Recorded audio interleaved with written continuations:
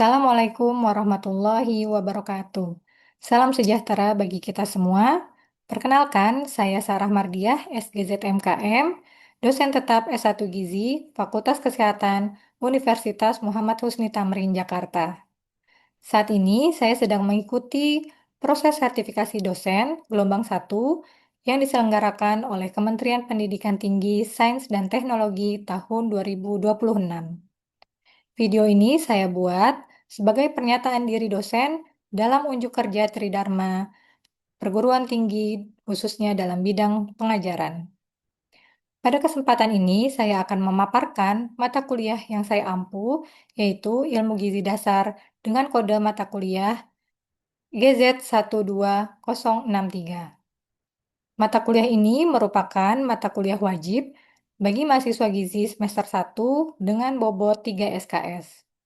Adapun deskripsi mata kuliah ilmu gizi dasar, yaitu membahas konsep dasar ilmu gizi yang meliputi pengertian gizi, zat gizi makro dan mikro, fungsi zat gizi dalam tubuh, proses pencernaan dan metabolisme, kebutuhan gizi, serta hubungan gizi dengan kesehatan.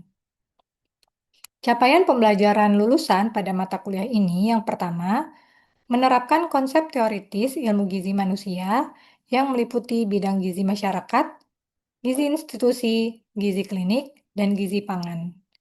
Yang kedua, menganalisis ilmu humaniora dan sosial, ilmu perilaku, dan bioetika sebagai dasar dalam pengambilan keputusan dan pemecahan masalah gizi di masyarakat sesuai dengan prinsip profesionalisme dan kode etik profesi.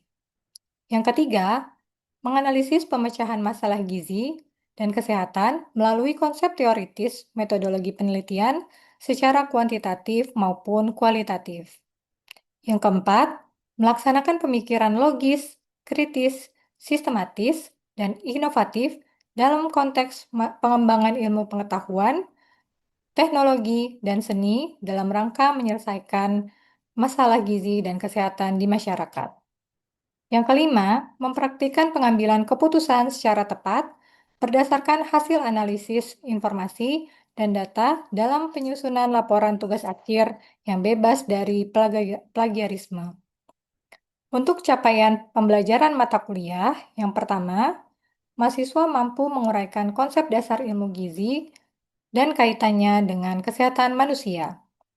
Yang kedua, mahasiswa mampu menganalisis fungsi, sumber, dan dampak kekurangan atau kelebihan zat gizi makro dan mikro.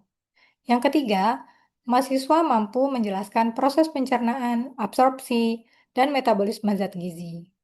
Yang keempat, mahasiswa mampu menghitung dan menginterpretasikan kebutuhan gizi berdasarkan rumus perhitungan dan angka kecukupan gizi.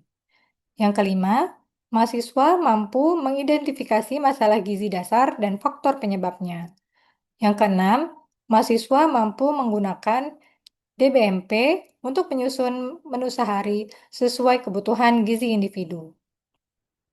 Kegiatan perkuliahan dilaksanakan sebanyak 16 kali pertemuan yang terdiri dari 14 kali pertemuan materi, 1 kali UTS, dan 1 kali UAS.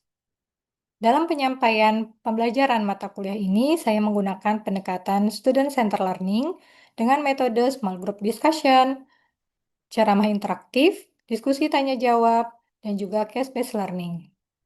Media pembelajaran mata kuliah ini menggunakan Zoom Meeting, Google Meet, laptop dan LCD proyektor, serta Learning Management System Universitas Muhammad Husni Tamrin.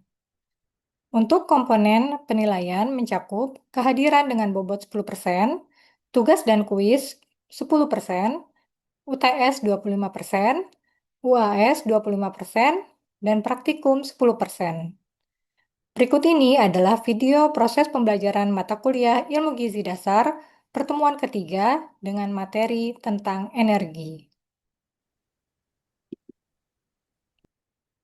Baik, bismillahirrahmanirrahim. Assalamualaikum warahmatullahi wabarakatuh. Waalaikumsalam warahmatullahi wabarakatuh. Selamat siang semuanya, salam sejahtera bagi kita semua. Sebelum kita mulai perkuliahan pada siang hari ini, alangkah baiknya kita berdoa menurut agama dan kepercayaan masing-masing. Berdoa dipersilakan. Berdoa selesai. Baik, gimana kabarnya hari ini? Alhamdulillah sehat. Alhamdulillah baik Bu. Alhamdulillah. Sudah makan siang semua tadi? Sudah Ibu. Sudah, Bu. Sudah, Ibu. Oke, jadi pertemuan kali ini kita akan membahas materi tentang energi dalam mata kuliah Ilmu Gizi Dasar. Jadi energi ini juga merupakan satu konsep yang penting untuk dipelajari dalam ilmu gizi karena seluruh aktivitas tubuh manusia itu membutuhkan energi, baik aktivitas yang kita sadari seperti berjalan, berolahraga, belajar, bermain, ataupun aktivitas yang tidak kita sadari seperti bernafas gitu ya. Itu kan kita kan nggak sadar ya kalau kita setiap waktu itu bernafas atau untuk kerja jantung kita, kerja ginjal kita, untuk metabolisme sel itu adalah aktivitas yang tidak kita sadari dan itu membutuhkan energi juga seperti itu. Nah, adapun capaian pembelajaran mata kuliah ini adalah mahasiswa mampu menghitung dan menginterpretasikan kebutuhan gizi berdasarkan rumus perhitungan dan angka kecukupan gizi atau AKG. Untuk sub CPMK-nya, yaitu mahasiswa mampu menghitung kebutuhan energi dan menjelaskan faktor yang mempengaruhinya. Secara garis besar, materi kita hari ini akan membahas beberapa hal ya, mulai dari definisi dan sumber energi, metabolisme energi, kemudian juga keseimbangan energi. Kita juga akan membahas total pengeluaran energi dan komponennya, kemudian cara menghitung kebutuhan energi seseorang, dan yang terakhir kita akan melihat dampak yang terjadi apabila tubuh mengalami kekurangan dan kelebihan energi. Oke, sebelum kita masuk ke materi, coba menurut teman-teman, apakah kebutuhan energi mahasiswa yang notabene lebih banyak duduk ya, eh, atau duduk di kelas mendengarkan dosen mengajar atau membaca buku di perpus itu sama nggak dengan kebutuhan energi seorang atlet? Berbeda Bu. Beda ini. Beda, Bu. Beda. Kenapa beda? Kenapa bisa beda? Karena atlet punya tenaga Bu. Karena atlet aktivitasnya lebih tinggi ya, dia kan latihan fisik gitu ya, latihan fisik rutin, kemudian juga ya itu ya aktivitasnya lebih tinggi dibandingkan mahasiswa yang lebih sering atau lebih banyak menghabiskan waktunya untuk duduk gitu. Kemudian berikutnya kalau ini gambar ini, kira-kira siapa yang membutuhkan energi lebih besar? B Ibu. Yang B, kenapa? Nanti, Ibu. Karena kegiatannya lebih banyak Ibu. Kegiatannya lebih banyak. Terus apa lagi? Apa lagi kira-kira? Faktor usia kira-kira mempengaruhi kebutuhan energi seseorang nggak? Mempengaruhi Ibu. Mempengaruhi ya. Jadi kalau semakin bertambahnya usia, itu eh, massa ototnya akan semakin menurun dan juga laju metabolismenya semakin melambat sehingga kebutuhan energinya juga semakin berkurang. Oke, kalau yang ini kira-kira siapa yang membutuhkan energi lebih besar? Yang A Ibu. Yang A, ya jenis kelamin itu juga membutuhkan juga mempengaruhi kebutuhan energi seseorang, di mana laki-laki itu umumnya membutuhkan energi yang lebih besar karena massa ototnya itu lebih tinggi dibandingkan pada wanita. Seperti itu. Oke, nice ya. Jadi dari gambar-gambar tersebut kita bisa mengambil kesimpulan bahwa kebutuhan energi seseorang itu dipengaruhi antara lain aktivitasnya, aktivitas fisiknya, kemudian jenis kelaminnya, usianya. Nanti ada beberapa faktor lain yang mempengaruhi akan kita pelajari. Oke, jadi apa itu sebenarnya energi? Energi adalah tenaga yang dibutuhkan tubuh untuk melakukan aktivitas dan mempertahankan fungsi tubuh agar tetap hidup. Nah, kalau dalam ilmu gizi, satuan energi itu yang biasa digunakan adalah kilokalori ya. Energi ini diperoleh dari makanan yang kita makan sehari-hari, yaitu bersumber dari tiga zat gizi makro, yaitu karbohidrat, protein, dan lemak. Nah, kok bisa makanan yang kita makan terus berubah jadi energi gitu ya? Jadi di dalam tubuh kita itu ada yang namanya proses metabolisme energi. Makanan yang kita konsumsi itu kan akan dicerna ya, akan dicerna menjadi zat gizi yang lebih sederhana. Karbohidrat akan dipecah menjadi glukosa, kemudian juga lemak yang kita konsumsi itu akan diubah menjadi asam lemak dan gliserol, protein menjadi asam amino. Nah, zat-zat gizi yang lebih sederhana ini kemudian bertemu di suatu siklus, namanya siklus asam sitrat, untuk diubah menjadi energi. Kalau di dalam tubuh kita itu energinya namanya ATP ya, atau adenosine trifosfat. Nah, ini yang kita gunakan untuk melakukan aktivitas sehari-hari. Nah, oke, kita masuk ke keseimbangan energi. Keseimbangan energi itu adalah kondisi ketika energi yang masuk ke tubuh kita melalui makanan dan minuman yang kita konsumsi itu seimbang atau sama dengan energi yang dikeluarkan.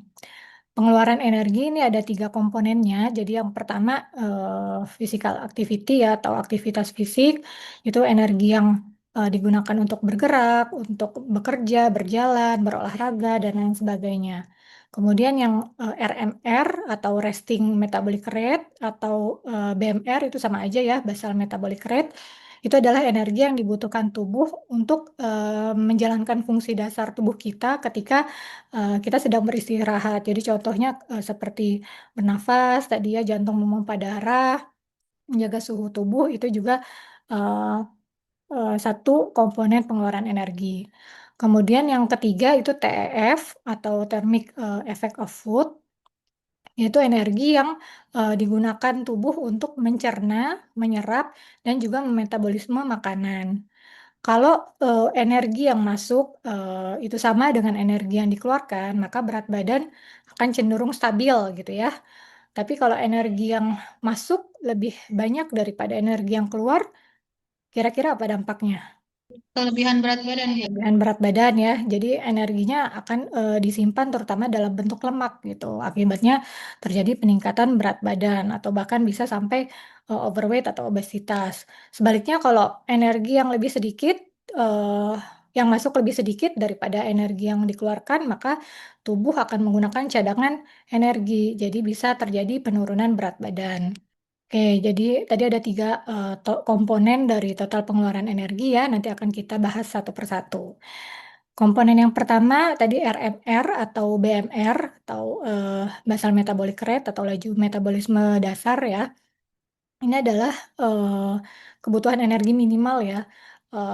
Kebutuhan energi minimal tubuh untuk menjalankan fungsi dasar atau fungsi vital saat tubuh berada dalam keadaan istirahat. Artinya meskipun eh, seseorang sedang nggak beraktivitas, nggak berjalan, nggak bekerja, atau bahkan sedang tidur, itu tetap membutuhkan energi gitu ya.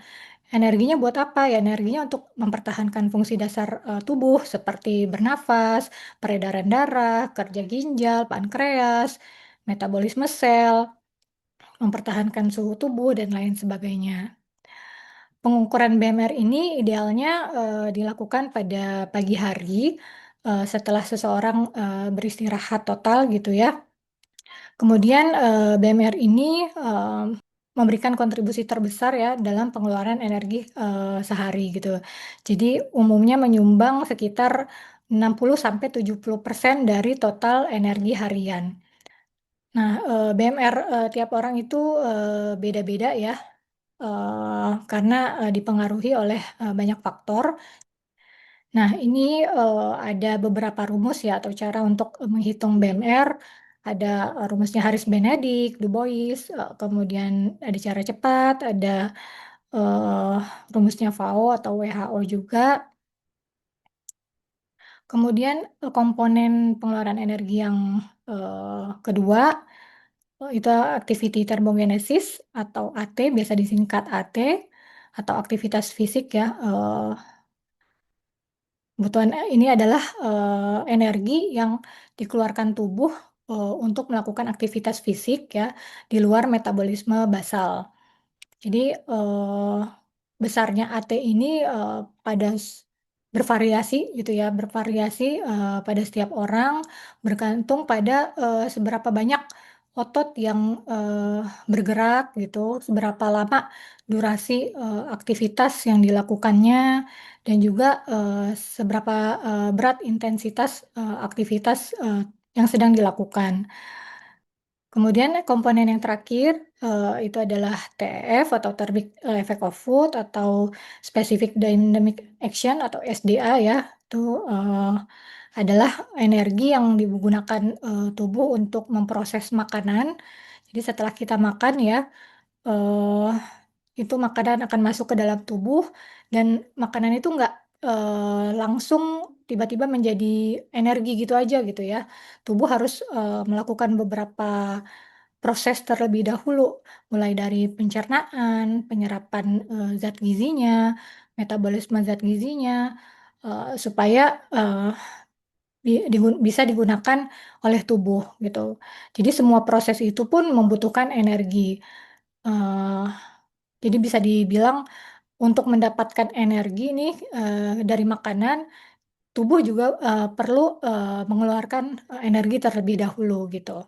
Untuk menaksir kebutuhan energi total seseorang, kita dapat menggunakan komponen utama yaitu BMR dan aktivitas fisik ya.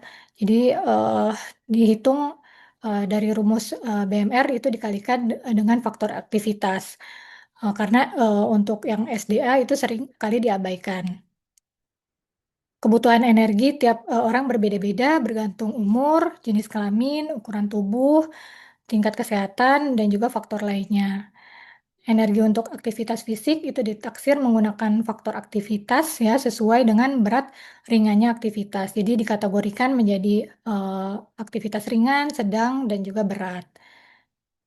Nah, ini untuk faktor aktivitas ya. Jadi dikatakan aktivitasnya ringan itu ketika 75% waktu digunakan untuk duduk atau berdiri, sedangkan 25%-nya untuk berdiri atau bergerak.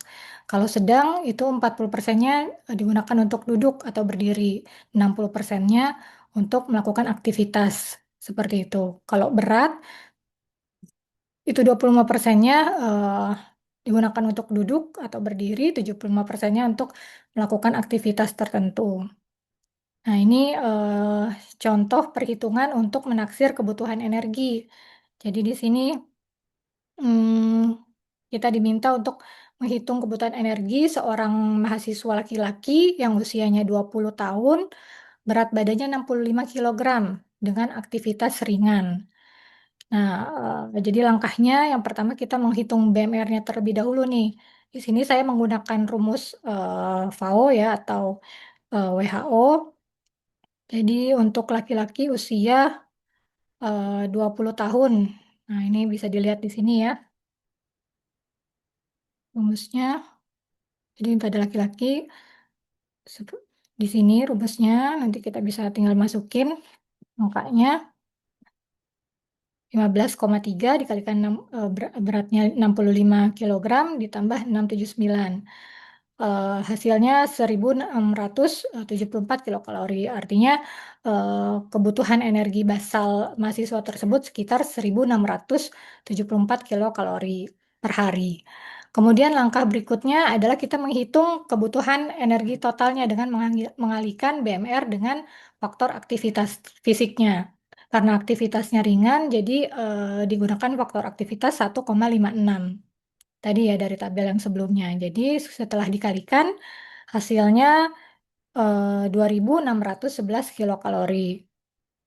Nah, kita masuk ke akibat ketidakseimbangan energi ya. Jadi di sini ada dampak dari ketidakseimbangan energi di sisi sebelah kiri. Ini menjelaskan kekurangan energi.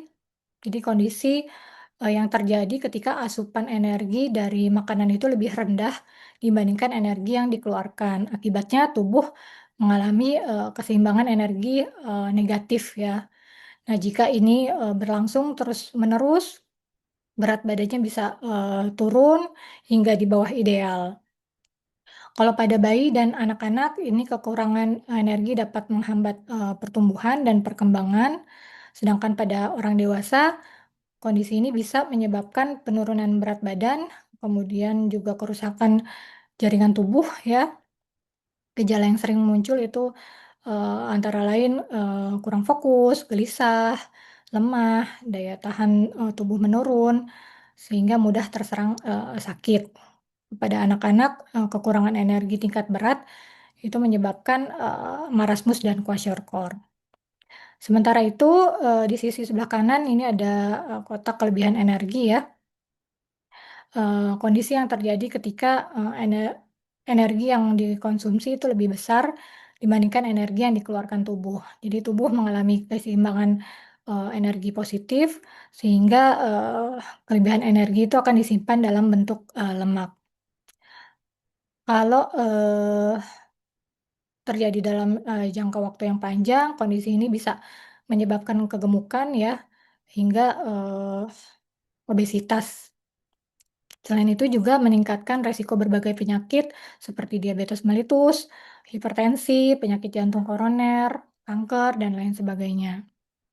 Oke, kita masuk ke kesimpulan.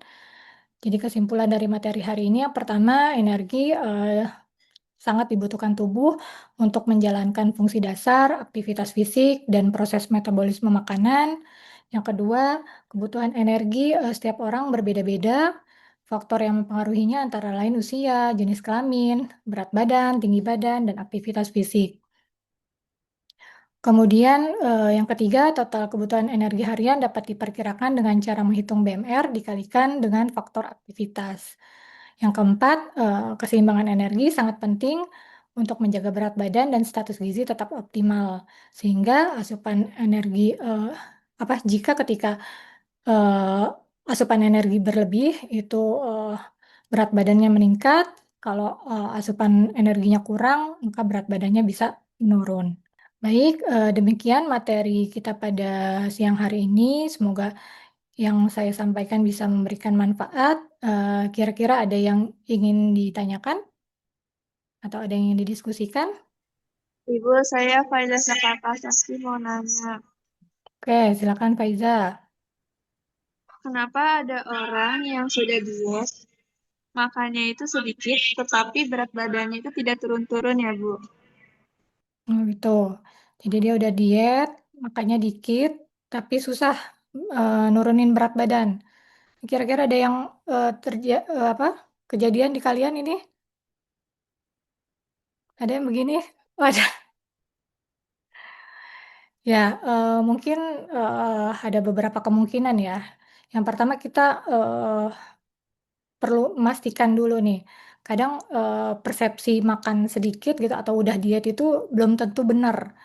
Karena kadang seseorang itu merasa makannya sedikit tapi sering ngemil gitu, dikit-dikit ngemil atau dia sering mengkonsumsi minuman tinggi kalori atau ketika sekalinya makan nih, makannya porsinya besar banget gitu ya. Jadi porsi sebenarnya itu dia masih melebihi kebutuhan energinya gitu. Itu jadi perlu dipastikan dulu benar-benar apakah sudah defisit kalori atau belum. Kemudian bisa jadi aktivitas fisiknya kurang gitu. Jadi makannya dikit tapi aktivitas hariannya juga minim gitu. Jadi banyak lebih sering duduk atau rebahan gitu ya. Jadi tetap aja total pengeluaran energinya juga lebih rendah gitu. Jadi masih belum defisit kalori ya, karena aktivitasnya juga masih rendah atau minim.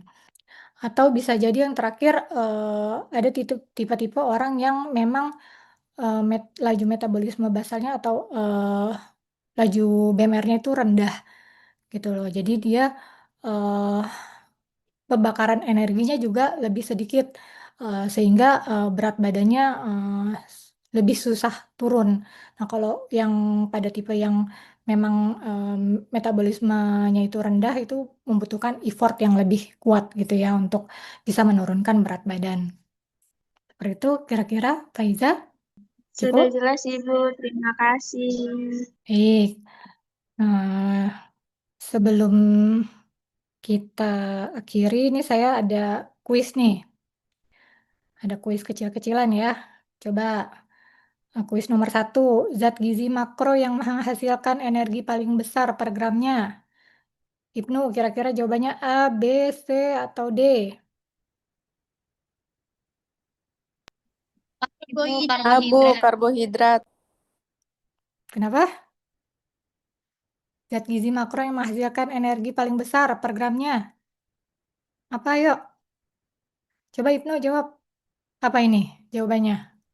Lemak Bu, lemak Bu. Cek. Lemak. Kalau karbohidrat per gramnya menghasilkan berapa kilokalori? 4, Ibu. Karbohidrat 4. Kalau protein? 4. 4 juga. Kalau lemak dia yang paling tinggi ya. Itu 9 kilokalori per gramnya. Kalau vitamin dia tidak menghasilkan energi. Oke, next. Nomor 2. Komponen terbesar dari total energi expenditure atau total kebutuhan energi Yang A, Bu. yang A ya. BMR. Ada yang masih ingat berapa persen? Dia sekitar 60 sampai 70% ya. Kalau yang activity thermogenesis, aktivitas fisik, dia berkontribusi sebesar 20 sampai 30%. Kalau yang SDA, ini SDA atau TEF ini sama aja ya, thermic effect of food atau specific dynamic action itu sama aja ya, energi yang digunakan untuk mencerna makanan. Ini dia kontribusinya sebesar 10%. Jadi paling kecil, makanya sering diabaikan dalam perhitungan eh, apa namanya kebutuhan energi harian. Oke, lanjut nomor 3. Berikut ini faktor yang mempengaruhi BMR kecuali umur, demam, jenis kelamin, atau olahraga yang mempengaruhi BMR. Yang B, Ibu, demam. Demam, yakin?